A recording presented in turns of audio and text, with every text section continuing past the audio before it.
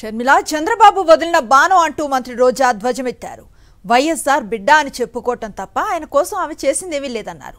వైఎస్ఆర్కు నిజమైన వారసుడు సీఎం జగన్ ఒక్కరేనని చెప్పారు. వైఎస్ఆర్ ఆశయాల కోసం సీఎం జగన్ పనిచేస్తూ ఉంటే వైఎస్ఆర్ ఆత్మ క్షోభించే విధంగా షర్మిల పనిచేస్తున్నారని మండిపడ్డారు రోజా. నేను వైఎస్ఆర్ బిడ్డ అని చెప్పుకోవడం తప్ప వైఎస్ఆర్ గారిని అభిమానించే మీకోసమైనా వైఎస్ఆర్ గారికి పేరు తెచ్చే విధంగా ఏమైనా ఒక మంచి పని చేసిందా అంటే ఏమీ చేసింది లేదు. మొన్నటి వరకు తెలంగాణలో వైఎస్ఆర్ తెలంగాణ పార్టీ అని పెట్టి నేను ఇక్కడే పుట్టాను, ఇక్కడే పెరిగాను, ఇక్కడే పెళ్లి చేసుకున్నాను, తెలంగాణ ప్రజలే నా ప్రజలు, వాళ్ళకి సర్వీస్ చేస్తాను చచ్చిపోయేంత వరకు అనింది.